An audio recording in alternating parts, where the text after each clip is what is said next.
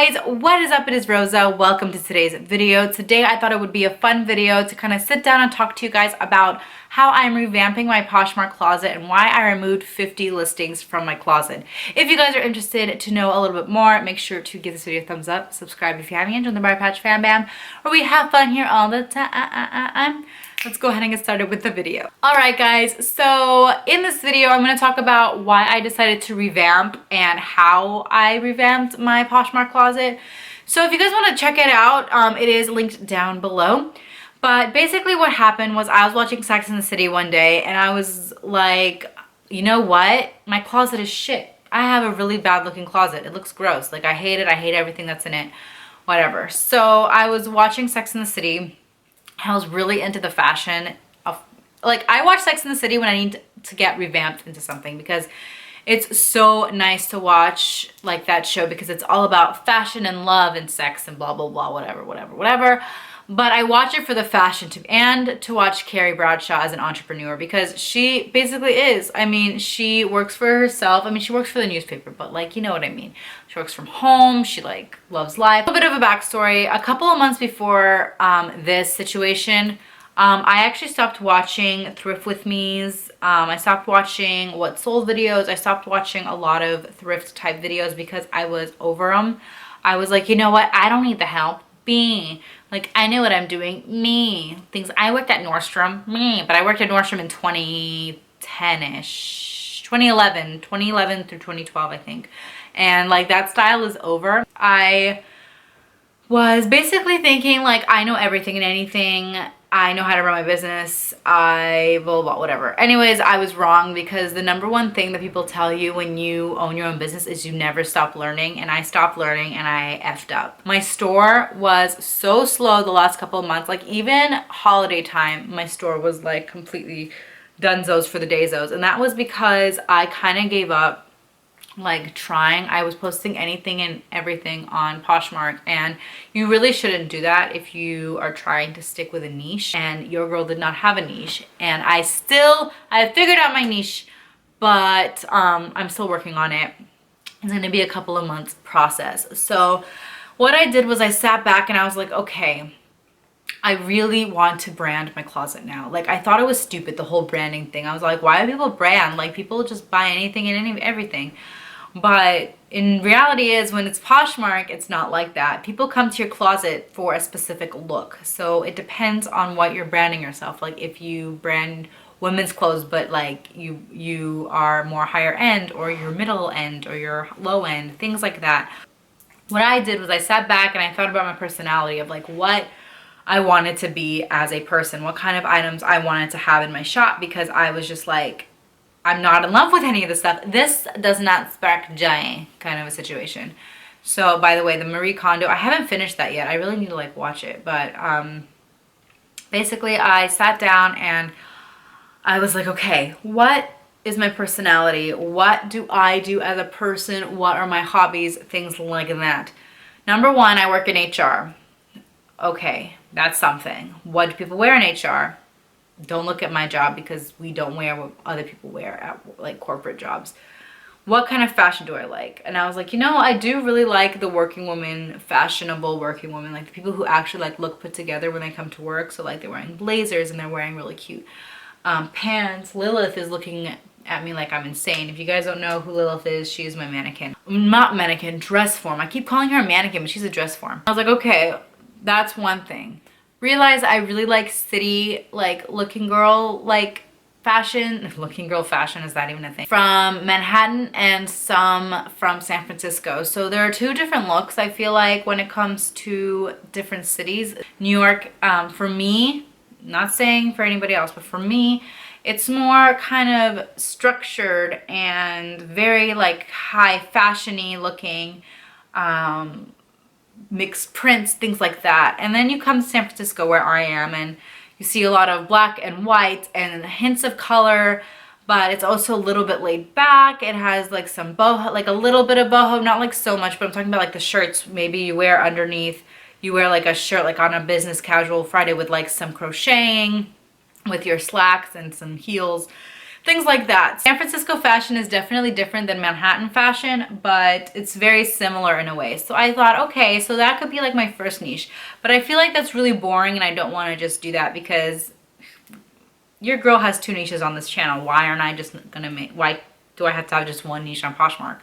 So I was thinking, and of course we're gonna still add athletic wear, but I'm gonna go with more like higher end boutique. I'm not gonna have any more Nike, Champion, Under Armour, any of that kind of like mainstream kind of things. I'm looking for more stuff that you would get like, I don't know, specific like Soul Cycle, Tiki, Terez, Onzi, any other types that I would find that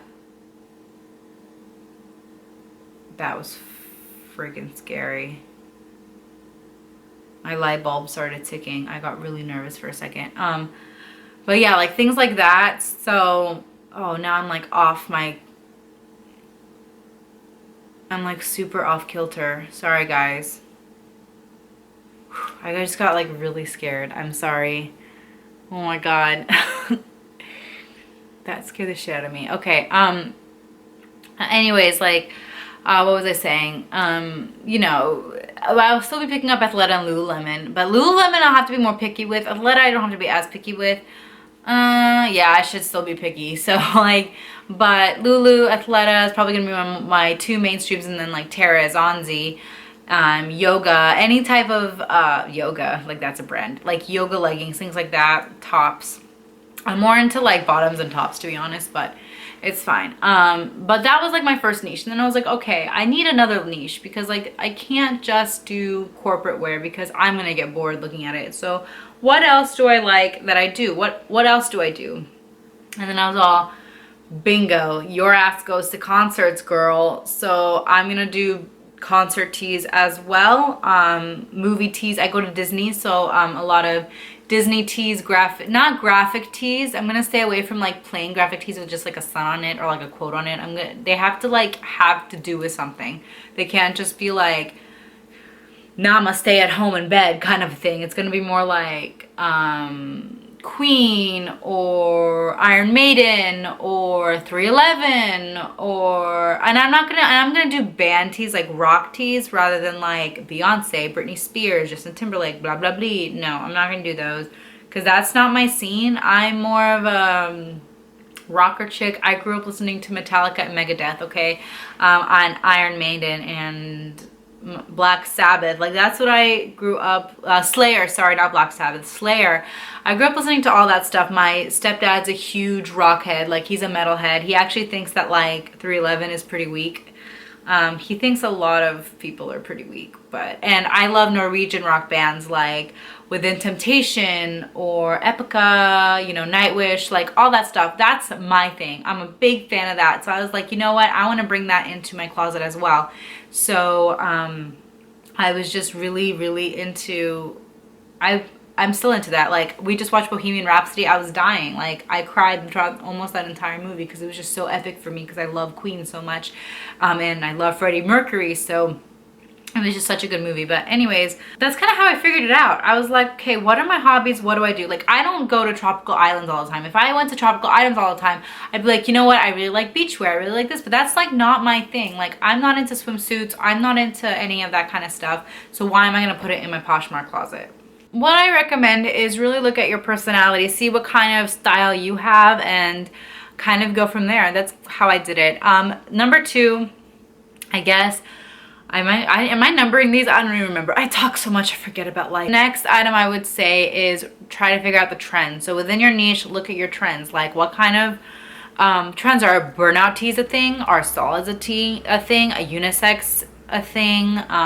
Like, or for corporate wear, like what are people wearing on the runway? Like what, like a really good one is to type in spring, like when you know spring and summer, or spring is coming up or summer's coming up, just type it on Google, spring trends 2019, and I looked at this really amazing article which was 31 spring trends, and I was like in love with all of them. But it also gave me an idea of what to look for in the thrift store when I'm thrifting. Now I'm not going to say every single one of them is a hit, is like a hit, but a lot of them are pretty much like what you would expect that would be like a spring trend, like pastels, but not like all the pastels.